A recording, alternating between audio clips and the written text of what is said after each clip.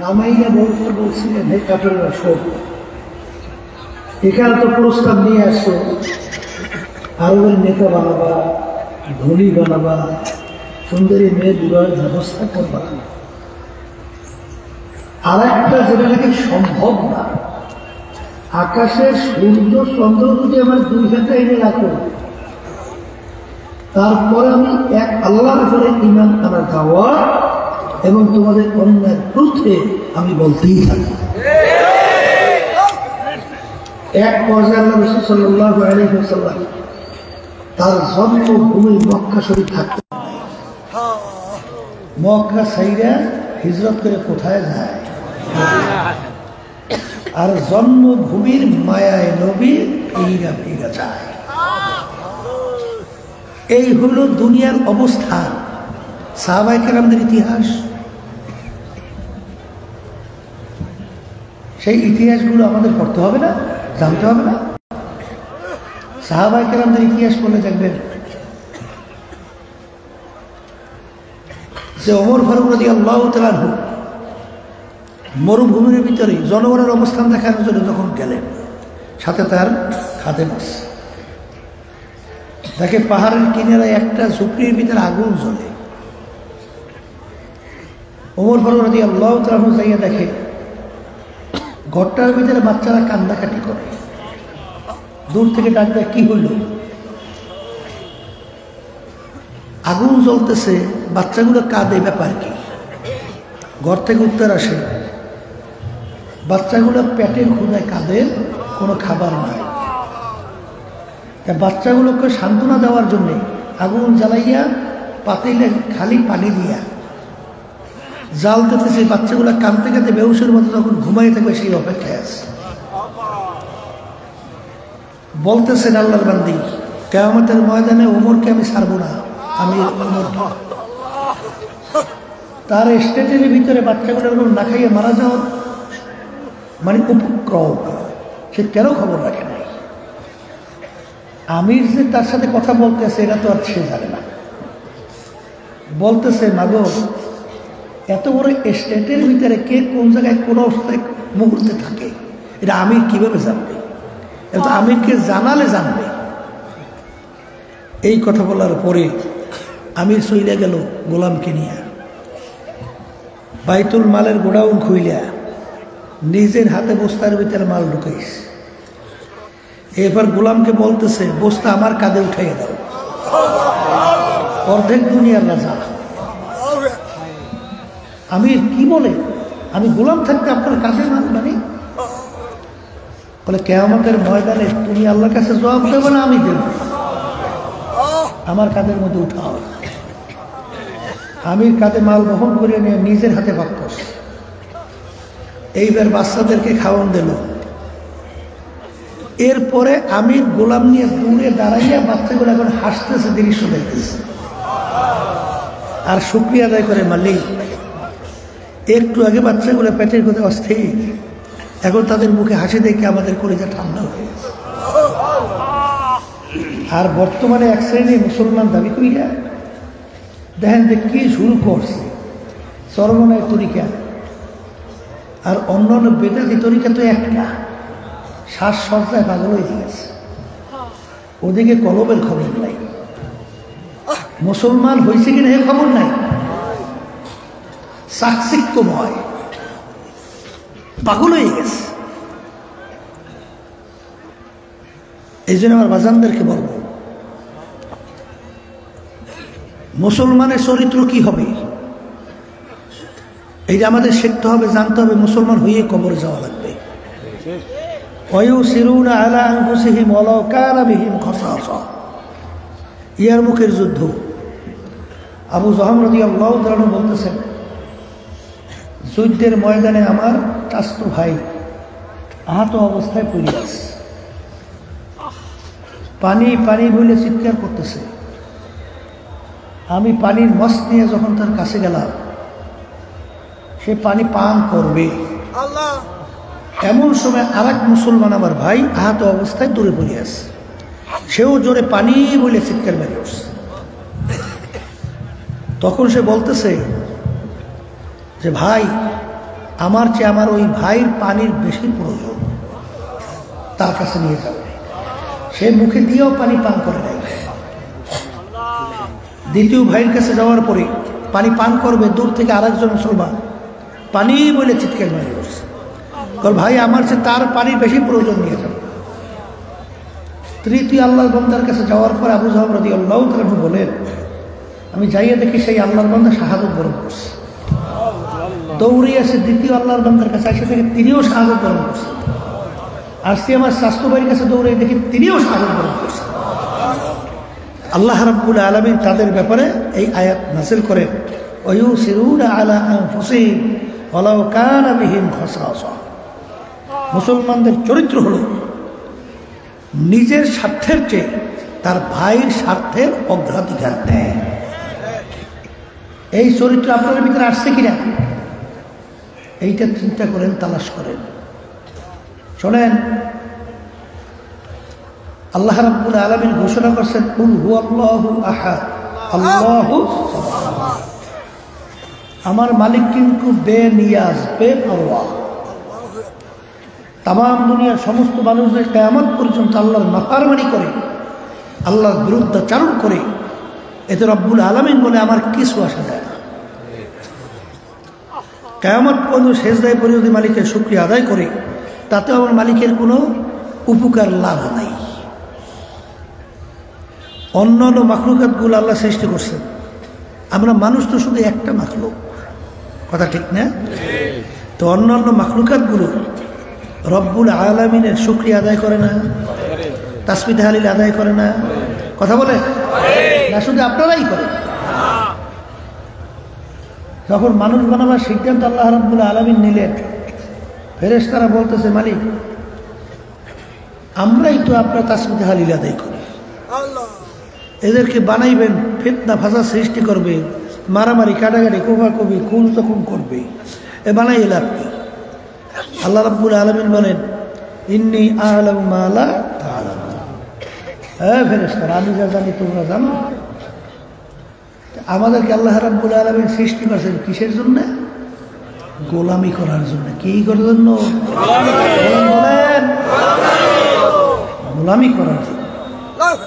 এই জন্য দেখবেন আল্লাহ রাব্বুল আলামিন কিয়ামতের ময়দানে ডাক দেবেন, ইয়া আইয়াতুহান নাফসুল মুতমাইন্নাহ ইরজিই ইলা রাব্বিকি রাদিয়াতাম মারদিয়াহ ফাদখুলি ফি ইবাদি ওয়াদখুলি জান্নাতি। সুবহানাল্লাহ। আল্লাহ রাব্বুল আলামিনের কাছে সবচেয়ে বড় মর্যাদা, সম্মান হলো গোলামের মর্যাদা। কারণ আল্লাহ রাব্বুল আলামিন তার রসুলের উপাধির ব্যাপারে কি বলছেন? আবদুহু ওয়া রাসূল। আগে আমার বান্দা মানে গোলাম, এরপরে আমার রসুল। কথা ঠিক কিনা? কিয়ামতের ময়দানে আল্লাহ রাব্বুল আলামিন নফসে মুতমাইন্নার দলদেরকে ডাকবেন, ডাইকে রাব্বুল আলামিন বলবেন, তোমরা আগে আমার বান্দাদের কাতারের ভিতরে শামিল হও, এরপরে বেহেশতের মধ্যে ঢোকো। ফাদখুলি ফি ইবাদি ওয়াদখুলি জান্নাতি। আর গোলাম বলা হয় মালিকের হুকুম অনুযায়ী চলা। আমি আপনাদের সামনে প্রথম যে আয়াত শরীফ তেলাওয়াত করছি, আয়াতটা নাযিল হয়, এই আয়াতের সারি নজরুল দেখবেন। আল্লাহ রাসূল সাল্লাল্লাহু আলাইহি ওয়াসাল্লাম বিদায় হজের ভাষণে জাবালে রহমতের গোড়ায় তার বাহনের উপরে দাঁড়াইয়ে আল্লাহ হাবিব সাল্লাল্লাহু আলাইহি ওয়াসাল্লাম এই আয়াত শরীফ তেলাওয়াত করছিলেন, আল ইয়াউমা আকমালতু লাকুম দীনাকুম ওয়া আতমামতু আলাইকুম নি'মাতি ওয়া রাদিতু লাকুমুল ইসলামা দীনা। হে আমার উপস্থিত সাহাবায়ে কেরাম, কিয়ামত পর্যন্ত উম্মতেরা, আজকের এই দিন ইসলাম বা দিন পরিপূর্ণ হয়ে গেল। সবাই বলেন সুবহানাল্লাহ। দিন কি বলেন? পরিপূর্ণ দিন বলেন। এর অর্থ কি? দিনের ভিতরে বাড়তি কমতি আর কোনো দিন না।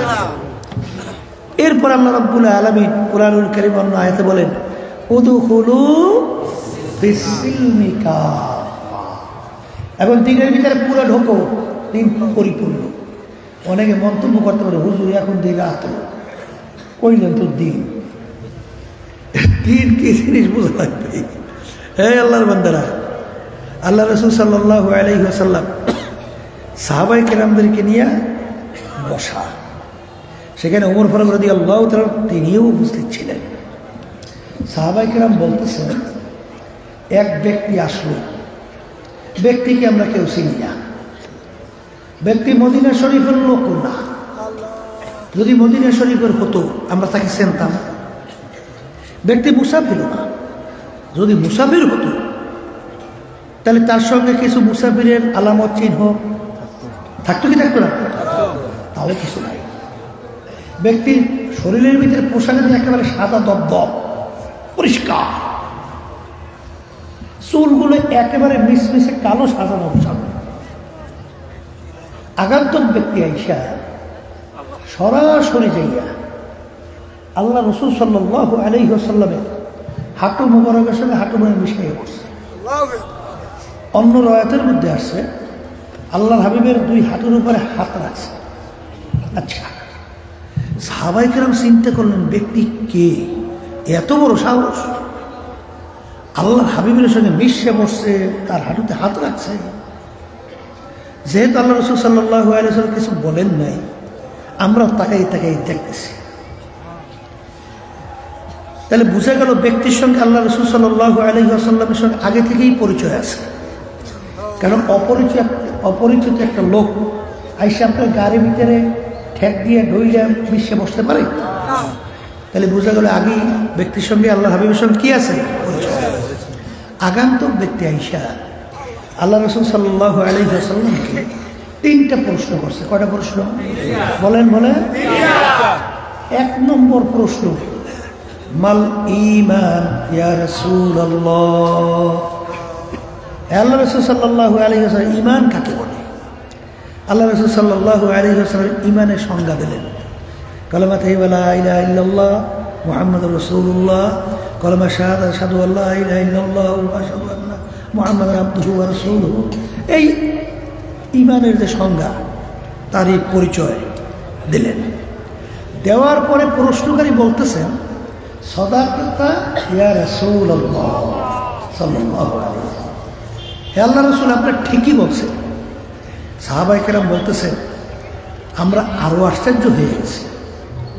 প্রশ্নকারী প্রশ্ন করে না জানলে জানার জন্যে, কিন্তু প্রশ্নকারী প্রশ্ন করিয়া উত্তর শোনার পরে প্রশ্নকারী এবার বলতেছেন আপনি ঠিকই বলছেন।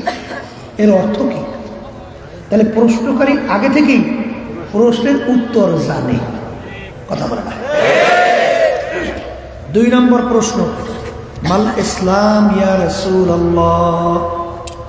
আল্লাহ রাসূল সাল্লাল্লাহু আলাইহি ওয়াসাল্লাম ইসলাম কাকে বলে? আল্লাহ রাসূল সাল্লাল্লাহু আলাইহি ওয়াসাল্লাম নামাজ, রোজা, হজ, যাকাত সহ বিভিন্ন আমলের কথা বলছেন। এর কথা উত্তরকারী বলতেছেন, সাদাকাতা ইয়া রাসূলুল্লাহ, আল্লাহ রাসূল আপনি ঠিকই বলছেন। তৃতীয় প্রশ্ন, মাল ইহসান ইয়া রাসূলুল্লাহ। আল্লাহ রাসূল সাল্লাল্লাহু আলাইহি ওয়াসাল্লাম ইহসান কাকে বলে? আল্লাহ রাসূল সাল্লাল্লাহু আলাইহি ওয়াসাল্লাম বলেন, আন তা'বুদাল্লাহা কাআন্নাকা তারাহু ফাইন লাম তাকুন তারাহু ফাইন্নাহু ইয়ারাক। তোমরা এমনভাবে আল্লাহর ইবাদত করো গোয়াকে মনে হয় যেন তোমরা আল্লাহকে দেখো। সবাই বলে সুবহানাল্লাহ। ওই অবস্থা যদি তোমাদের ভিতর তৈরি না, অন্তত এতটুকু খেয়াল করো, যদিও নাকি আমার আল্লাহকে আমি দেখি না, কিন্তু আল্লাহ তো আমাকে দেখে। তাহলে ইহসানের সংজ্ঞা কি, তারই পরিচয় কি? আল্লাহকে দেখতেছি অথবা আল্লাহ আমাকে দেখতেছি। কথা ঠিক কিনা? এই হাদিস কি সহিহ না গায়রে সহিহ? আজকে কয় কোন কিলুকাল আছে? বলতে পারবেন আজকে কোন কিলুকাল কেউ করতে পারছে? একেবারে সরাসরি সহিহ হাদিস। কথা ঠিক? এখন যখন আল্লাহ রাসূল সাল্লাল্লাহু আলাইহি ওয়াসাল্লাম কথা বললেন, প্রশ্নকারী বলেন আপনার আল্লাহ রাসূল আপনি ঠিকই বলছেন। এরপরে আগান্তক ব্যক্তি চলে গেছে। সাহাবায়ে কেরাম মানে সব টকবক ওই এই তামসা দেখে ব্যাপার কি। আল্লাহ রাসূল সাল্লাল্লাহু আলাইহি ওয়াসাল্লাম বলেন যে তোমরা ব্যক্তি কি কেউ চেনছো? সাহাবায়ে কেরামকে প্রশ্ন করছে। সাহাবায়ে কেরাম বলতেছেন আল্লাহ রাসূল না, ব্যক্তিকে আমরা কেউ চিনি নেই। তখন আল্লাহ রাসূল সাল্লাল্লাহু আলাইহি ওয়াসাল্লাম বলেন জিবরাইলু আতাকুম লিউআল্লিমাকুম দীনাকুম। সবাই বলেন আল্লাহ রাসূল সাল্লাল্লাহু আলাইহি ওয়াসাল্লাম বলেন জিবরাইল আমিন আসছে। কে আসছে?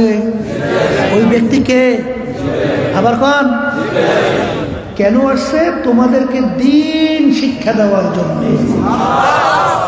সরাসরি প্রশ্ন উত্থানের মাধ্যমে তোমাকে দ্বীন শিক্ষা দিয়া আল্লাহ জিবরাইল চলে গেছে।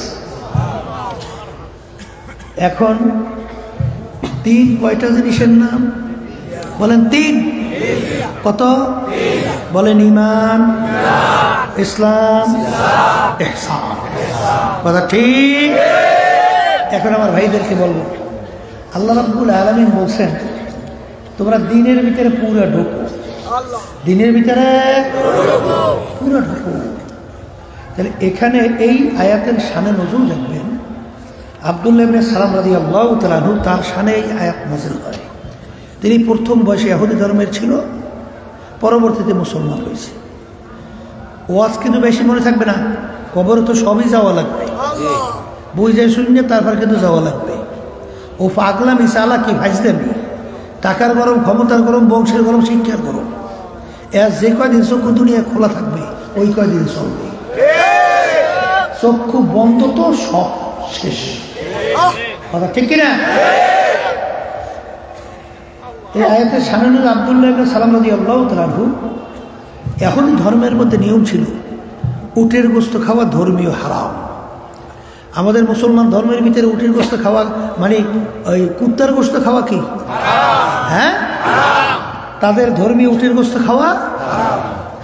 আমরা কুকুরের গোশত খাই না। ঘৃণা আছে না নাই? যদি উন্নত মানের বাবুর্চি আর উন্নত মানের মশলা যদি কেউ কুত্তার গোশত ভাগ করে নিয়ে আসে, এখানে কে আছেন খাইতে পারবেন? আনলে বমি আসবে না? কারণ ঘৃণা।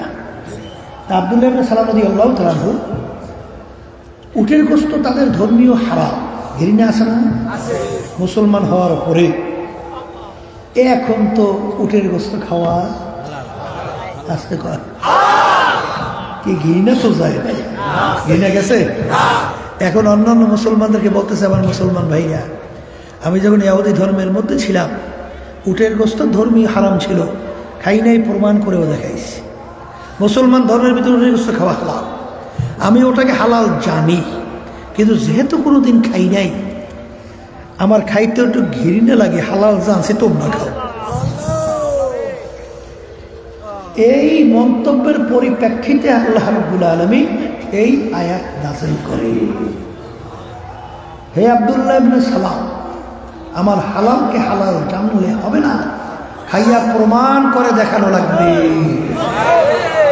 আমার বাজানদেরকে বলবো, এখানে আমরা অনেকে আছি জীবনে কেউ উটের গোশত খাইনি, আছে না? থাকতে পারে না?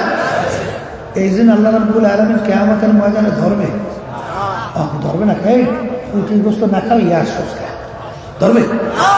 কারণ কি? পাই নাই, খাইও নাই, পাইলে সারাসারি নাই। কথা কয় না?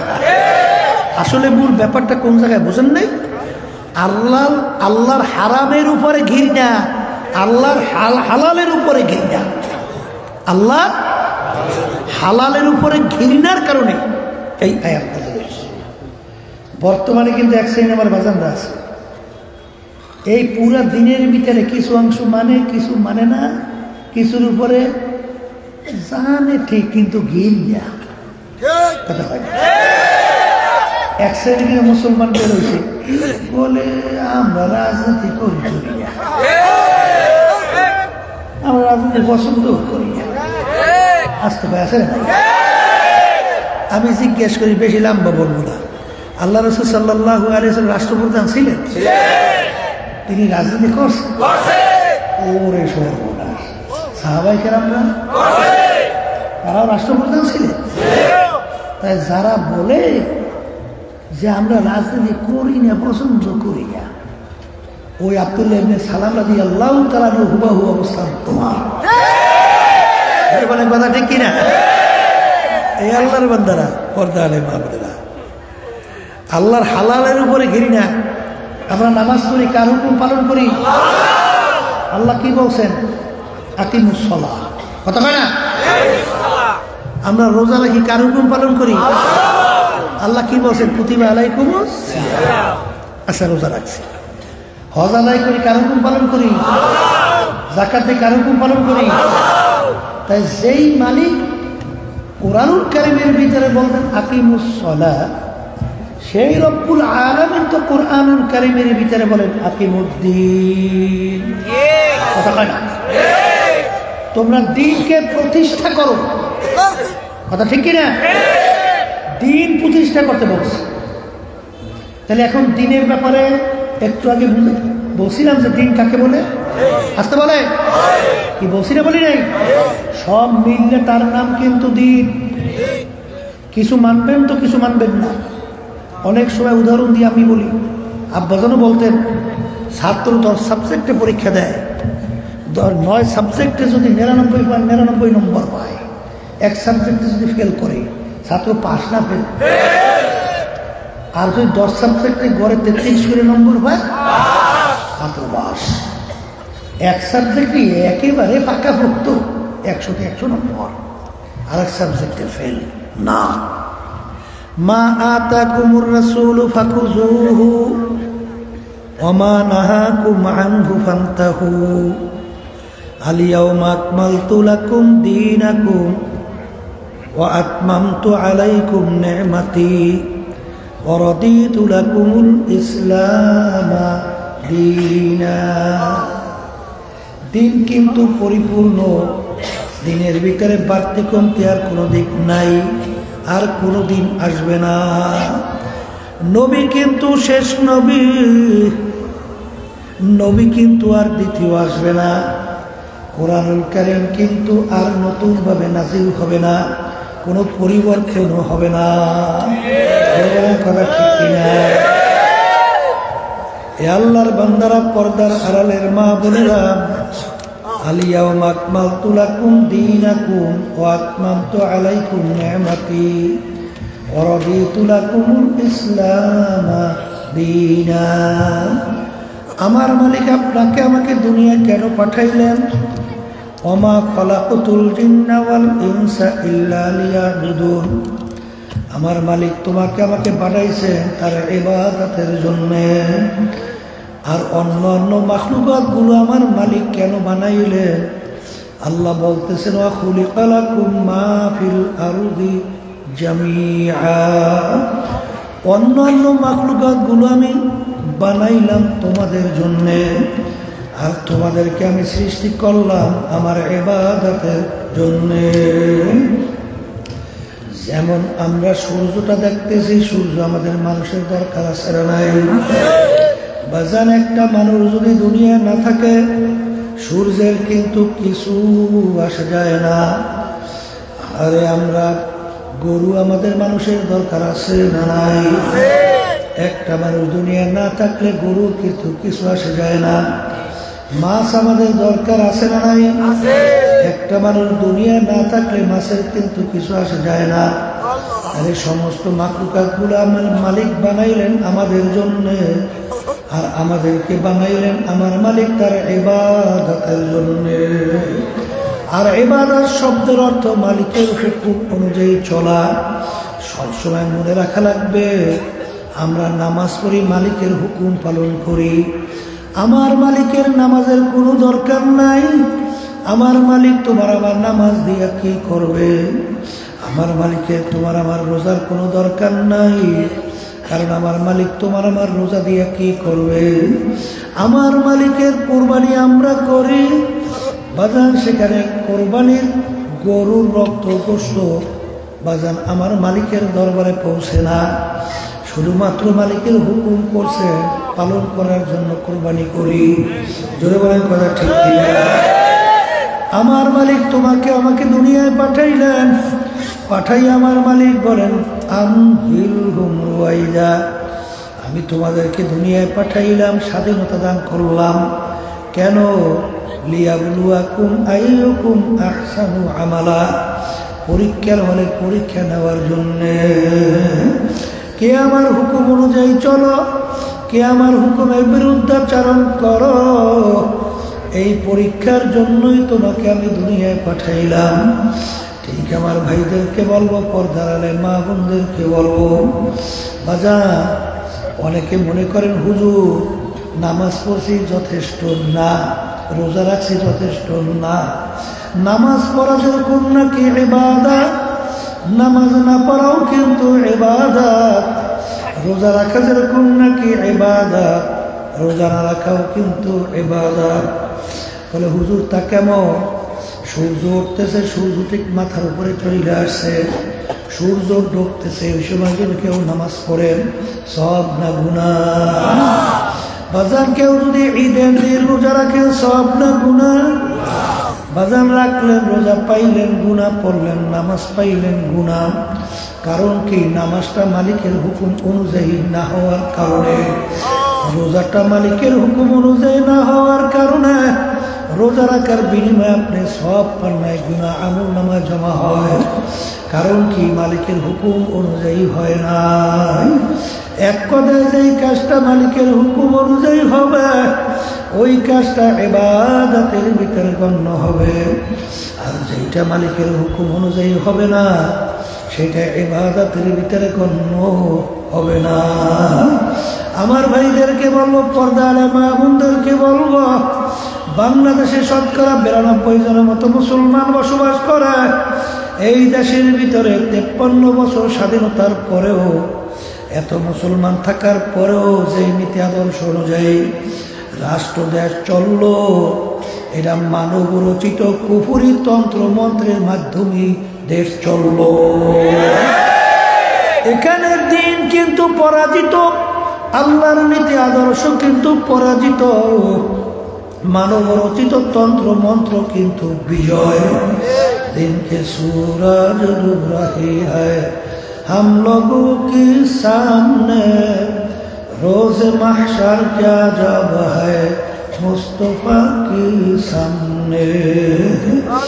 ए কবরের যাত্রীরা আল্লাহু আকবার, অনেকে মনে করো হুজুর আমাদের শুধুমাত্র বুঝি দায়িত্বের নামাজ পড়া, একটু রোজা রাখা, একটু হজ যাকাত আদায় করা, দান সদকা করা, তাসবিহ জিকির করা। না বাজার, আমার মালিক কোরআনুল কারীমের ভিতরে বলেন, আরে আল্লাহু আকবার আল্লাহু আকবার, যে নাকি আমার নীতি আদর্শ অনুযায়ী রাষ্ট্র পরিচালনা করবে না, ওটা কাফের, ওটা জালেম, ওটা ফাসিক। ওমান লাম ইয়াহকুম বিমা আনজালাল্লাহ ফাউলাইকা হুমুল কাফিরুন ফাউলাইকা হুমুজ জালিমুন ফাউলাইকা হুমুল ফাসিকুন। যারা আমার নীতি আদর্শ অনুযায়ী রাষ্ট্র পরিচালনা করে না, ওটা কাফের, জালেম, ফাসিক। এই জন্য আমার ভাইদেরকে বলবো, আল্লাহর জমিনে আল্লাহর দ্বীন বাস্তবায়নের জন্য তোমার আমার সাধ্য অনুযায়ী চেষ্টা করা, এটাও কিন্তু ফরজ। আল্লাহর বান্দারা, পর্দা আলে মা বোনেরা, বাজান দিন কিন্তু বোঝা লাগবে। বাজান ভালো করে মনকে বুঝাও। এক শ্রেণীর বাজান আছে বুজুর্গ হওয়ার জন্য পাগল, দরবেশ লকব নেওয়ার জন্য পাগল, এক শ্রেণী অমুক তমুক সমুক লকব নেওয়ার জন্য পাগল। কিন্তু কবি এক কথায় বুঝাতে চাইয়া বলছিলেন, বুজুর্গি কি নেহি হামকো জরুরত গোলাম আপনা বানালে খোদায়া। এক শ্রেণী আমার বাজানরা মনে করে পানির উপর দিয়ে হাইটে গেলে বড় আল্লাহর ওলি, হাওয়ার উপর দিয়ে উড়ে গেলে বড় আল্লাহর ওলি, পানির ভিতরে ফুঁক দিলে টকবক করে উঠলে ওঠে আল্লাহর ওলি। আরে বাচ্চা কাচ্চা হয় না, ফুঁক দেওয়ার পরে, তদবির দেওয়ার পরে বাচ্চা কাচ্চা হয় আল্লাহর ওলি। না না বাজান, গার হাওয়া পে होता है रातों दिन তরকে সুন্নাত জু করে শয়তানগি। একটা মানুষ হাওয়ার উপর দিয়ে উইরা যায়, পানির উপর দিয়ে হাইটা চইলা যায়, আরো অনেক কিছু ব্যতিক্রম ধর্মী তার থেকে প্রকাশ পায়। ওর ভিতরে যদি সুন্নাত না থাকে, ও আল্লাহর বলি তো দূরের কথাও একটা শয়তানের শাগরিদ।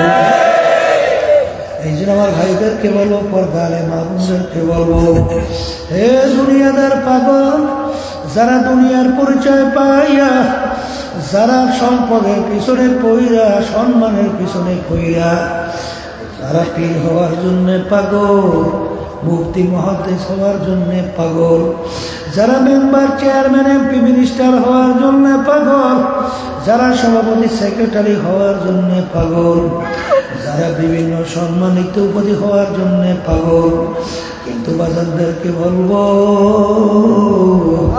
মস্তে আশিক মস্তে মাশুক, বাদশাহ মাল মাস, পীরে মস্তে সিরে মস্তে শেখ দর আসরারে মস্ত।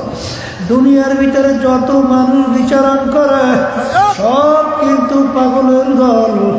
কেউ বা মেম্বার হওয়ার জন্য পাগল, কেউ বা পীর মুফতি মুহাদ্দিস হওয়ার জন্য পাগল, কেউ বা সভাপতি সেক্রেটারি হওয়ার জন্য পাগল, কেউ বা সুন্দর সুন্দর বাড়ি গাড়ি করার জন্য পাগল, কেউ বা সুন্দরী মেয়ে বিবাহ করার জন্য পাগল। আর একদল আর এক শ্রেণী আল্লাহর বান্দা বান্দি দুনিয়ার মধ্যে বিচারণ করে, তারাও কিন্তু একদল পাগল, তারা কিন্তু আমার মাওলার পাগল। এ দুনিয়াদার পাগল যারা হইছ, একটু মাঝে মাঝে চক্ষু বন্ধ করো, নিরিবিলি মুরাকাবা করো, বাজার তামাম দুনিয়ার ইতিহাস পড়া দেখো। তামাম দুনিয়ার মোট 4 জন রাজত্ব ছিল, এর ভিতরে 2 জন মুসলমান, 2 জন অন্য জাতি। 2 জন মুসলমানের ভিতরে একজন বাদশা সেকেন্দার বা ইস্কান্দার বাদশা। তামাম দুনিয়ার বাদশাহী করলো, বাজারে ইন্তেকাল রাজি ওসিয়াত করলো, আমার মৌতের পরে গোসল করাইয়া, কাপড় পরাইয়া, হাত ধরে একটু বাহিরে রাইয়া, খাটের ভিতরে উঠাইয়া, শহরটা ঘুরাইয়া তারপর আমাকে নিয়ে দাফন করিল। তিনি দুনিয়া থেকে বিদায় হওয়ার পরে গোসল করাইয়া, কাপড় পরাইয়া,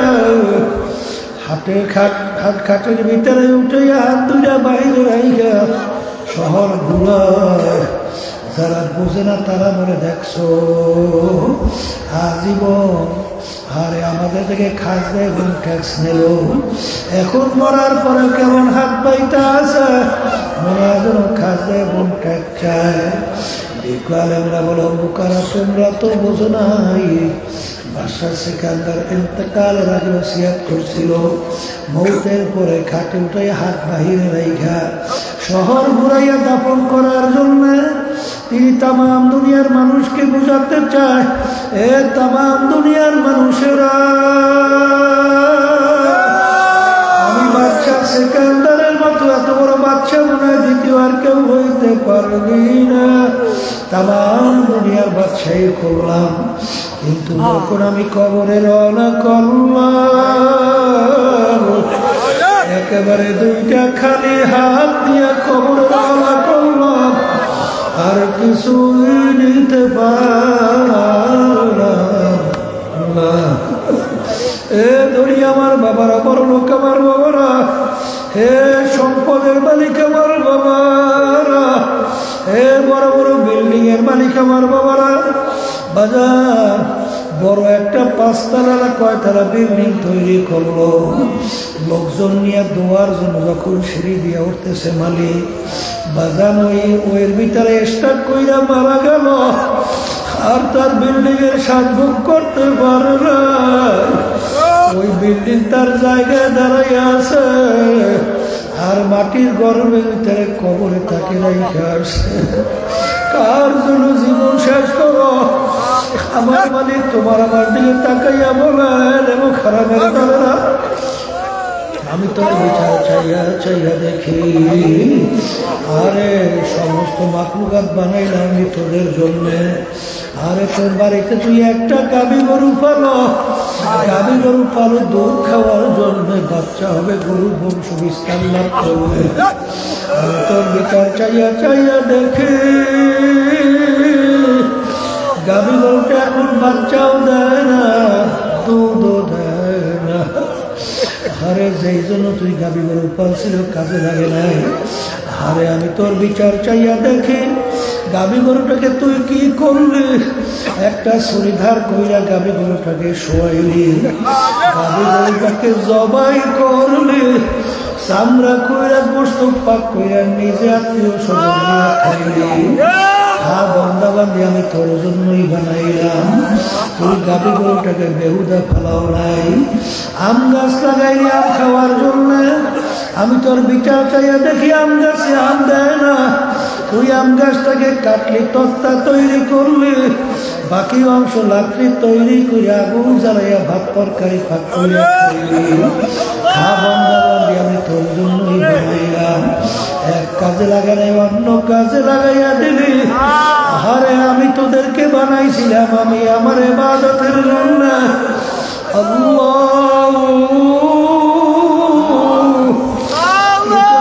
বিচার চাইয়া চাইয়া দেখি, হজরের সময় মুয়াজ্জিন আমার পক্ষ থেকে তোকে দাওয়াত দেয়, আসসালাতু খায়রুম মিনান নাওম, ঘুম হইতে নামাজ ভালো। তুই ঠান্ডার ভিতরে ল্যাপ কম্বল মুড়া দিয়া একটাই না ঘুমাও, আমার হুকুম পালন করার জন্য তোকে আমি মসজিদে পাই নাই, তোকে আমি ফজরে আমার ইবাদতে পাই নাই। আমি তোকে জোহরে ডাক দিলাম, তোকে আমি পাই নাই। তোকে আসরে ডাকলাম, তোকে আমি পাই নাই। তোকে মাগরিবে ডাকলাম, পাই নাই। তোকে ইশায় ডাকলাম, তোকে আমি পাই নাই। রমজানে রোজা রাখতে বললাম, তুই রাখো নাই। ধনী হয়েছ, হজ যাকাত আদায় করতে বললাম, করো নাই। তোকে পর্দা করতে বললাম, যাদের সঙ্গে দেখা দেওয়া যায় নাই তাদের সঙ্গে দেখা দেখে নিষেধ করছিলাম, কিন্তু তোকে আমি পাই নাই। হারাম হালাল তুমি সেরা পার্থক্য করে খাইতে চলতে বলছিলাম, কিন্তু তুই হারাম হালাল তুমি পার্থক্য করে খাও নাই, চলো নাই। তোকে আমার রাসূলের সুন্নাত তরিকা অনুযায়ী চলতে বলছিলাম, তুই চলো নাই। এক কথায় আমার হুকুম তুই মানো নাই। তোকে পাঠাইছিলাম আমার ইবাদতের জন্য।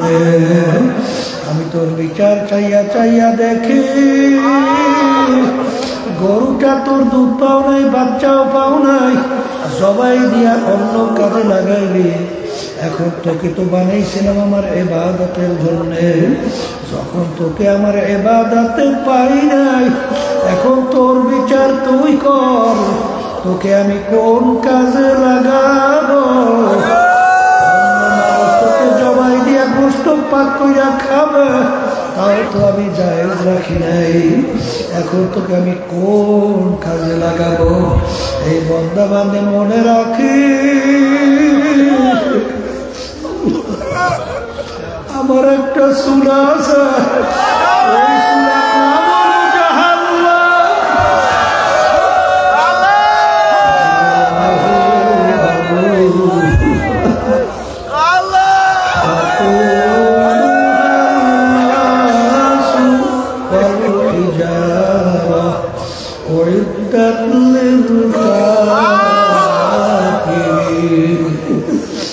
আমি জাহান্নামের আগুন জ্বালাবো, মানুষ এবং পাথর দ্বারা। আমি বলি আল্লাহ বসতে আমাকে আমাদের সবাইকে মাফ করিয়া দিয়ে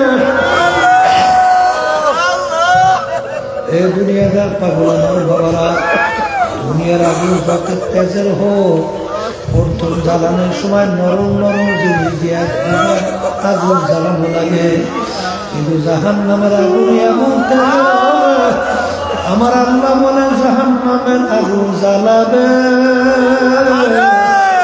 মানুষ এবং পাথর। তোমার চেষ্টাও নাই, চোখেও পানি নাই। বাজান মুসা আলাইহিস সালাতু ওয়াস সালাম রওনা করলেন আল্লাহর সঙ্গে দেখা করার জন্য। রাস্তার পাশে দেখে একটা পাথর যার যার কাঁদতে আছে। নবী জিজ্ঞাসা করে, পাথর তুই কেন কাঁদো? পাথর বলে, নবী কোথায় রওনা করছেন আল্লাহর সঙ্গে দেখা করার জন্য? পাথর বলে, নবী গো, আমার একটা আরজি আমার মালিকের কাছে পেশ করিলেন। আমার মালিকের কাছে বললেন, মালিক ওই পাথর তোমার ভয়, তোমার জাহান্নামের ভয়। কাঁদতে কাঁদতে মোহর জারি কইরা দিছে, পাথর তোমার জাহান্নামের আগুন থেকে মাপ সালাম বলে, মালিক পাথর তোমার জাহান্নামের আগুন থেকে মাপ চায়। আল্লাহ রাব্বুল আলামিন বলে, হে জামানার নবী মুসা, তুমি পাথরকে জানায়ো ওকে আমি জাহান্নামের আগুনে জ্বালাবো না। নবী এসে বলে, পাথর তোর কপাল ভালো, আমার মালিক তোর কান্না কবুল করছেন, তোকে আমার মালিক জাহান্নামের আগুনে জ্বালাবে না। পাথরের কান্না বন্ধ হয়ে গেল। কিছুদিন পরে ওই পাথর নবী আবার যখন রওনা করলো, দেখে পুনরায় আবার পাথর কান্দে। নবী ধমক দিয়া বলে, পাথর তুই কি আমার কথা বিশ্বাস করো নাই? তুই আবার কেন কান্দ? পাথর বলে, নবী আপনার কথা আমি বিশ্বাস করছি, কিন্তু আমি পাথর চিন্তা ভাবনা কইরা দেখলাম, আমি যদি না কাঁদতাম আপনার নজরেও পড়তাম না, আর আপনার না পড়তাম আপনি আমার কথা মালিকের কাছে বলতেও পারতেন না, আর আমি পাথর বুঝি জাহান্নাম থেকে মাপও পাইতাম না। সেই কান্নার উসিলে আমি জাহান্নাম থেকে মাপ পাইলাম। আমি পাথর সিদ্ধান্ত করছি ওই কান্না আমি কিয়ামত পর্যন্ত আর কবরের যাত্রীরা, হে আল্লাহর বান্দারা, হে পর্দার আড়ালের মা বোনেরা, একটা পাথর যদি মালিকের ভয়, কাঁদতে কাঁদতে মালিকের জাহান্নামের ভয়, মালিকের আযাব গজবের ভয় যদি নহরদারি করতে পারে, তোমার আমার দিল কি পাথরের চেয়েও শক্ত হইয়া গেল? তোমার আমার গুনার কথা মনে কইরা, তোমার আমার জাহান্নামের কথা মনে কইরা, তোমার আমার কবরে আযাবের কথা মনে কইরা, তোমার আমার কিয়ামতের কথা মুহূর্তের কথা মনে কইরা, আমার চোখে কেন পানি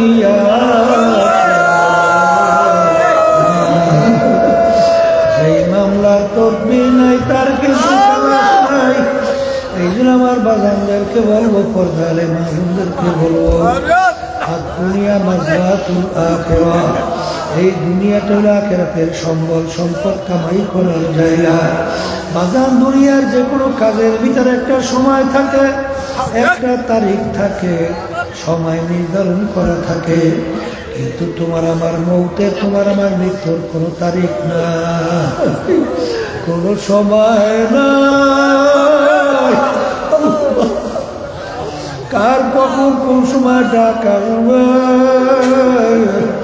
তোমারও জানা নাই, আমারও জানা নাই।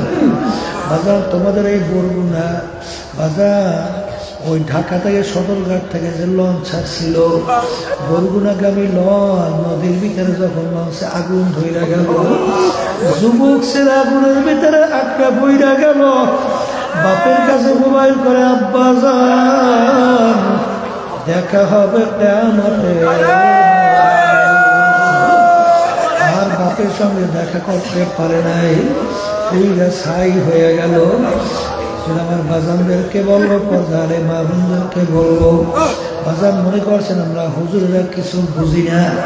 বাজান বইরা শুনে কিন্তু মাথায় টুপি রাখছি, বইরা শুনে কিন্তু দাড়ি রাখছি, বাজান বইরা শুনে শুনে কিন্তু লম্বা জামা গায়ে নেই, বইরা শুনে কিন্তু আল্লাহর ফজলে না 5 ওয়াক্ত নামাজ ছাড়ি না, আল্লাহর ফজলে রোজা ছাড়ি না, আল্লাহর হুকুম পালন করার জন্য চেষ্টা করি, আল্লাহর হাবিবের তরিকা অনুযায়ী চলার চেষ্টা করি। কারণ চিন্তা ভাবনা কইরা দেখলাম দুনিয়া কিন্তু শান্তির জায়গা না। এই ঠান্ডা আমাদের কষ্ট হইতেছে, আবার গরমের মধ্যে কষ্ট। আর দুনিয়া দারুল মেহনে ওয়াল বালা, দুনিয়া বালা মুসিবতের জায়গা, কষ্ট ক্লেশের জায়গা। এখানে কেউ শান্তি চাইলে কেউ কোনদিন পায় না, কেউ কোনদিন পাবে না। এই রোগ ব্যাধির কোনো শেষ নাই। ছেলে কথা শোনে না, মেয়ে কথা শোনে না, স্ত্রী কথা মানে না, স্বামী কথা শোনে না। রোগ ব্যাধির কোনো শেষ নাই, শত্রু মিত্র শেষ নাই। এরকম করতে করতে করতে করতে হঠাৎ একদিন দেখবে মালাকুল মাউত বাড়ির দরজায় হাজির হয়ে যাবে। এ দুনিয়াদার পাগল আমার বাবারা, দুনিয়ার কয়দিনের দুনিয়া। আসলে কিয়ামতের ময়দানে একজন আর একজনকে জিজ্ঞাসা করবে। আল্লাহ রাব্বুল আলামিন কোরআনুল কারীমের ভিতরে বলেন, একজন আর একজনকে জিজ্ঞাসা করবে, ভাই কামলা বিছনা, আমরা দুনিয়ার মধ্যে কতদিন ছিলাম? আরে একজনে বলবে লাবিসনা ইয়াওমান আও বা'দা ইয়াওম, একদিন অথবা একদিনের কিছু অংশ আমরা দুনিয়ার মধ্যে মনে হয় ছিলাম। আর একজন বলবে না না, ফাসআলিল আদিন, যারা হিসাব রাখছে তারাই বলতে পারবে আমরা দুনিয়ার ভিতরে কতদিন ছিলাম। তবে আমার তো মনে হয় ঘরের এক দরজা থেকে ঢুকলাম, অন্য দরওয়াজা থেকে বের হইয়া আসলাম, ঢুকলাম আর বের হলাম। আজান যার যত বয়স হয়েছে পিছনের দিকে তাকাইয়া দেখো, ল্যাংটা হইয়া দৌড়দৌড়ি করছি, এখন মনে পড়ে কি পড়ে না। আরে কোথা থেকে রাত্র গেল, দিন গেল, সপ্তাহ গেল, মাস গেল, বছর গেল। এখন চেহারার দিকে যখন আয়নার দিকে তাকাই, দেখি কাঁচা দাড়িগুলা পাইকা সাদা হইয়া গেল, দাঁতগুলো পইরা বোকরা হইয়া গেল। কত লোক নিয়ে একসঙ্গে বাজারে বাজার করলাম, চায়ের টেবিলে চা খাইলাম, গল্পের টেবিলে গল্প করলাম। আরে আমার আম্মা কোথায় গেল, আমার আব্বা কোথায় গেল, আমার দাদা দাদু নানা নানু পড়শি আত্মীয় স্বজন কোথায় গেল। তামাম দুনিয়ার যে কোনো প্রান্তে মানুষ থাকলে সেকেন্ডের মধ্যে যোগাযোগ করা যায়। আর তোমার আমার বাড়ির দরজা আমার আম্মা আব্বা ঘুমাইয়া রইল, খবর দিতে পারে না, যেতেও কিন্তু পারলাম না। আমার ভাইদেরকে বলবো, পর্দালের মা বোনদেরকে বলবো, বাজার আজকে দুনিয়া সাধারণ আগুনের ভিতরে একটু আঙ্গুল ঢুকাইয়া দেখো, কয় মিনিট কয় সেকেন্ড ওই দুনিয়ার আগুনে আঙ্গুল রাখতে পারবা। দেখবে এক মিনিট আঙ্গুল রাখার শক্তি দুনিয়ার কোনো মানুষের নাই। কিন্তু বাজার আমার কথা না, কোনো মোল্লা মৌলবীর কথা না, আল্লাহ রাসূল সাল্লাল্লাহু আলাইহি ওয়াসাল্লাম বলেন, হে আমার উম্মতরা, দুনিয়ার আগুনের চেয়ে 70 গুণ তেজের আগুন জাহান্নামের আগুন। আপনি আমাকে আমাদের সবাইকে মাফ করিয়া দিলেন। এই জাহান্নামের আগুন এমন তেজের হবে, আমার মালিক কোরআনুল কারীমের মধ্যে বলেন, নারুল্লাহিল মুকাদাতুল্লাতী তাত্তালিউ আলাল আফইদা, জাহান্নামের আগুনে এমন তেজের আগুন হবে, শরীরের যে কোনো জায়গায় লাগার সঙ্গে সঙ্গে ওই আগুন যাইয়া কলিজা পর্যন্ত। আল্লাহ আপনি আমাকে আমাদের সবাইকে মাফ করিয়া দিয়ে। আল্লাহ রাব্বুল আলামিন কোরআনুল কারীমের ভিতরে বলে, হে আমার বড়লোক বাবারা, হে আমার ধনী বাবারা, হে আমার আরাম প্রিয় বাবারা, পর্দার আড়ালের মা বোনেরা, আমারে আমার মালিক বলেন, জাহান্নামীরা জাহান্নামের ভিতরে জ্বলতে জ্বলতে কুল্লামা নাদিজাত জুলুদুহুম বাদদালনাহুম জুলুদান গায়রাহা, জাহান্নামীরা জাহান্নামের আগুনে জ্বলতে জ্বলতে তাদের শরীরের চামড়াটা শরীর থেকে পৃথক হইয়া জমিনের মধ্যে ধারাস কইরা কইরা রবে লা ইয়ামুতু ফিহা ওয়ালা ইয়াহইয়া। মানুষ বাঁচবেও না মরবেও না।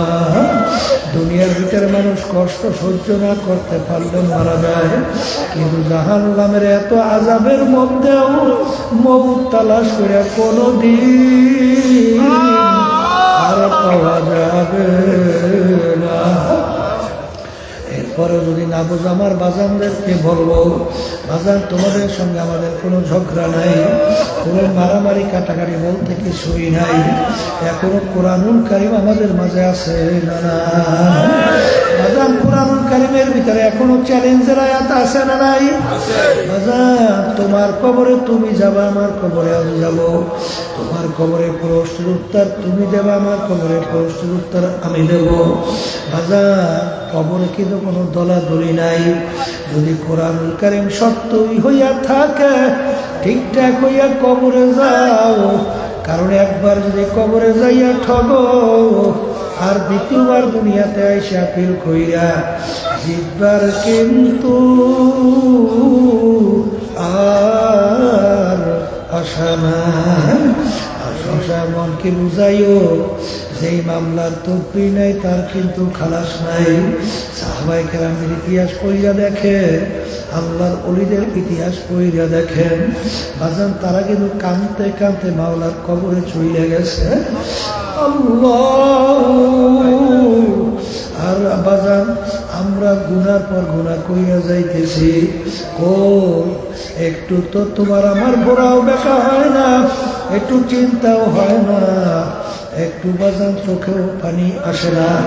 ওই জাহান্নামের আগুন থেকে কিভাবে বাঁচবো?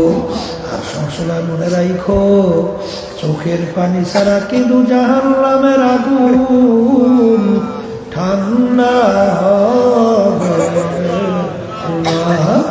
কারণ আল্লাহ রাসূল বলেন, মান বাকা মিন খাশিয়াতিল্লাহ হারামাল্লাহু তিলকাল আইনা আলান নার। সেই আল্লাহর বান্দাবান্দি আমার উম্মতেরা জাহান্নামের ভয়, আমার মালিকের আযাব ও গজবের ভয়, চোখ থেকে পানি বের কইরা কাঁদবে, মালিকের কাছে মাপ চাবে, তার জন্য জাহান্নামের আগুন হারাম হইয়া যাবে। লা ইয়ালিজুন নার মান বাকা মিন খাশিয়াতিল্লাহ হাত্তা ইয়াউদাল লামারু ফিদ দারর। সেই চক্ষু আমার মাওলার ভয় কাঁদবে, ওই চক্ষু জাহান্নামে ধরে কোনো অসম্ভব হইয়া যাবে। যেরকম গাভীর বান্ধের থেকে দুধ দোহাইয়া ওই বান্ধের ভিতরে ঢুকানো যেরকম অসম্ভব। আমার বাজানদেরকে বলবো, পরীক্ষার হলের ভিতরে স্বাধীনতা পাইয়া ধরাকে সরা জ্ঞান যারা মনে করবা না, কপাল কিন্তু পড়ছো।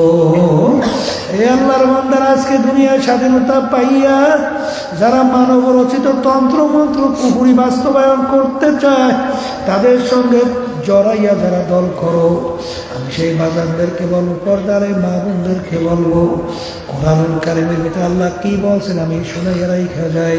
কে মানবা তা তো জানি না। আমার মালিক কোরআনুল কারীমের ভিতরে বলেন, ইয়াউমা নাদউ কুল্লা উনাসিন বিইমামিহিম।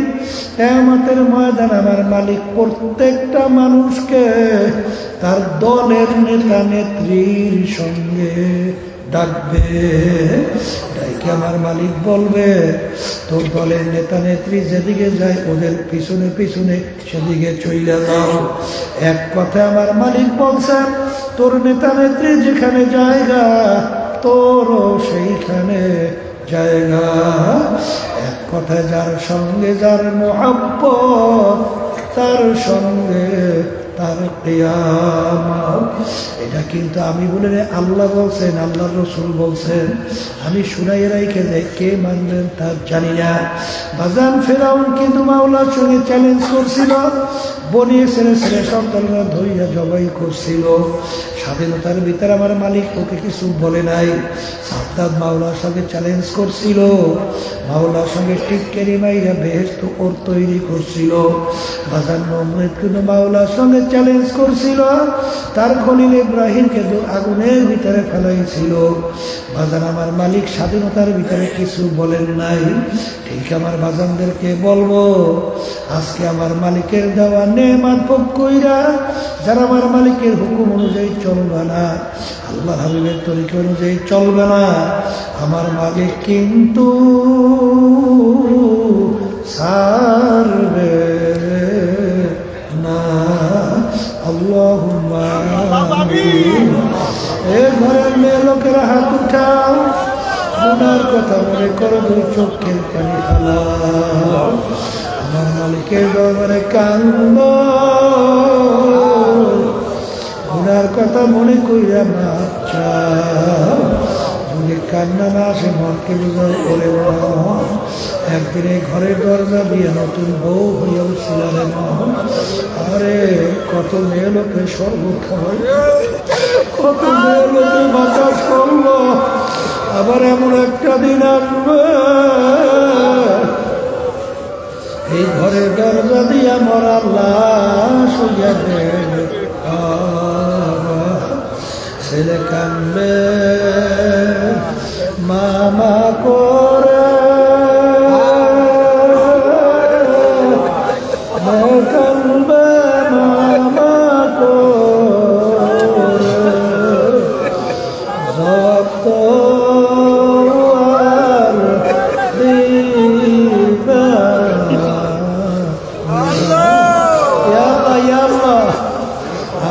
মাঠে দিয়ে চাইয়া দেখে আপনার বাবা কিভাবে কান্দে।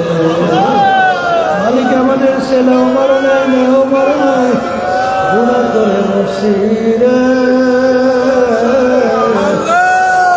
করে দিল তো মাওলা মাফ করে। আল্লাহর বান্দারা জোর করে কান্দে,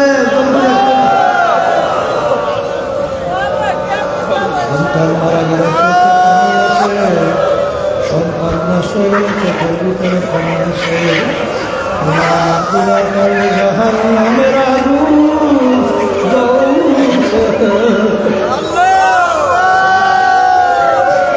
জাহান্নামের আগুন চোখের পানি সারা ঠান্ডা হবে।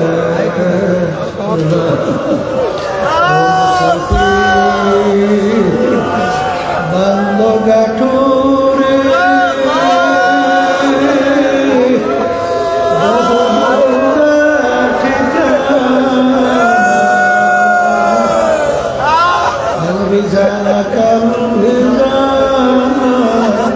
কমুরা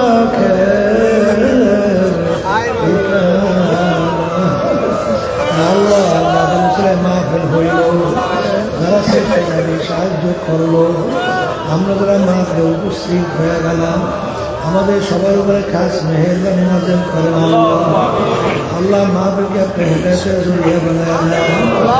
আমাদের আম্মা আব্বা আত্মীয় সুন্দর কবর শুয়ে রয়েছে, তাদের কবরকে বেহেশতের বাগান বানায় আল্লাহ। আল্লাহ আমাদের মুজাহিদের মা বোনেরা দিনদারেরা যারা কবরে শুয়ে রয়েছে, আমার কবরকে বেহেশতের বাগান বানায় আল্লাহ। কে কোন নিয়তে হাত তুলছে জানি না, সবাই দিলে নেক মাকসাদগুলো পূরণ করে দেয়। সুবহান রাব্বিকা রাব্বিল ইজ্জাতি আম্মা ইয়াসিফুন ওয়া সালামুন আলাল মুরসালিন ওয়ালহামদুলিল্লাহি রাব্বিল আলামিন। কেউ উঠেন না, এই একজন আরেকজনকে আশ্রমের হাত লাগান, কেউ উঠেন না।